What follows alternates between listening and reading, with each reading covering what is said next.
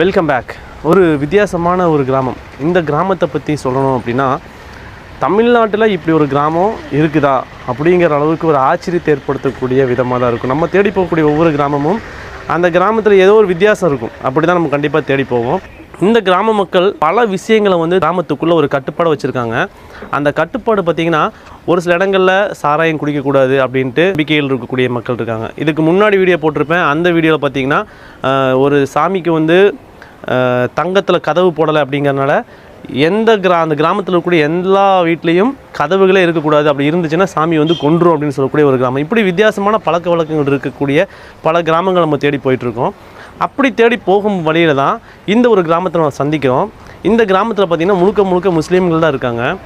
அப்படி இருக்கும்போது இவங்கள்ட்ட என்ன அப்படின்னு நாங்கள் புதுசாக பார்த்தோம் அப்படின்னு கேட்டிங்கன்னா, இவங்க சொல்லக்கூடிய ஒவ்வொன்றுமே வாயை நம்ம புழக்க வைக்குதோ, இந்த அளவுக்கு இவங்க பண்ணியிருக்காங்களா, என்னடா அது, இவங்க ஒரு மினி அரசாங்கத்தையே உருவாக்கி வச்சு ஒரு கவர்மெண்ட் என்னென்ன பண்ணணுமோ அது எல்லாத்தையும் இந்த மக்கள் பண்ணி கொடுத்துட்ருக்காங்களே அப்படிங்கிற மாதிரி மட்டும் இல்லாமல் வேறு எந்த ஒரு கிராமத்துலேயும் சரி அல்லது வேறு எந்த பகுதியிலையும் இந்த மாதிரி நான் இது வரைக்கும் பார்த்ததில்லை. நீங்கள் பார்த்துருக்கீங்களா அப்படிங்கிற இந்த வீடியோ ஃபுல்லாக பார்த்துட்டு கமெண்ட் பண்ணுங்கள்.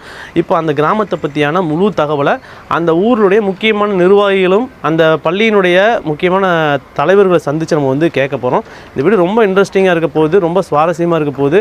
ரொம்ப பில்டப் பண்ணுற அந்த கிராமத்தை பற்றி நீங்கள் முழுசாக தெரிஞ்சுக்கிட்டீங்கன்னா கண்டிப்பாக நீங்களே இந்த கிராமத்தை பற்றியான கமெண்ட்டை நீங்கள் தெரிவிப்பீங்க. அது எப்படியா இருக்க போகுது அப்படிங்கிற உங்கள் கமெண்ட்டை படிக்கிறதுக்காக நான் காத்துட்ருக்கேன். வாங்க அந்த கிராமத்தை பற்றியான முழு தகவல் தெரிஞ்சுக்கலாம்.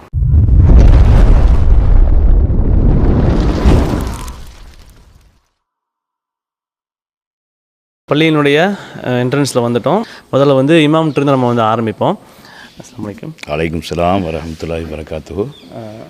இப்போ நான் கேள்விப்பட்டேன் இந்த கிராமத்தினுடைய ஒரு அது பார்த்திங்கன்னா ஃபேஸ்புக்கில் மட்டும் இந்த அதாவது சமூக வலைதளங்களில் பார்த்திங்கன்னா இந்த ஒரு போர்டு மட்டும்தான் அதிகமாக ரீச் ஆகும். வட்டி தடை செய்யப்பட்ட. ஆமாம். ரொம்ப பழைய போர்டு. அதில் எந்த திருத்தமும் இல்லாமல் ரொம்ப வருஷமாக அப்படியே அந்த மக்கி போன மாதிரியே இருக்குது.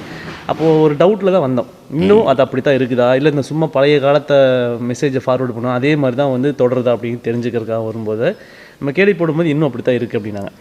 அப்போது இது எப்படி இது உருவாச்சு? என்னுடைய பேர் மௌலானா மௌலவி எம் அக்பர் பாதுஷா காசிமி. கடந்த 6 வருடங்களாக இமாமாக பணிபுரிந்து கொண்டிருக்கிறேன். நீங்கள் கேட்ட கேள்வி ரொம்ப முக்கியமான ஒரு கேள்வி. ஆரம்ப கட்டத்தில் மக்கள் விவரம் இல்லாமல் ரொம்ப சர்வசாதாரணமாக வட்டியினுடைய புழக்கம் நம்ம ஊரில் இருந்துச்சு. கிராமம் அப்படிங்கிறதுனால ரொம்ப சர்வசாதாரணமாக அதனுடைய விவரங்கள் தெரியாமல் வட்டியில் மூழ்கி போய் ரொம்ப ஒரு மோசமான ஒரு சூழ்நிலையில் இருந்துச்சு. இதை பார்த்த இளைஞர்கள் என்ன செஞ்சாங்க, நம்ம ஊருக்கு பெரிய ஒரு மாற்றத்தை கொண்டு வரணுங்கிற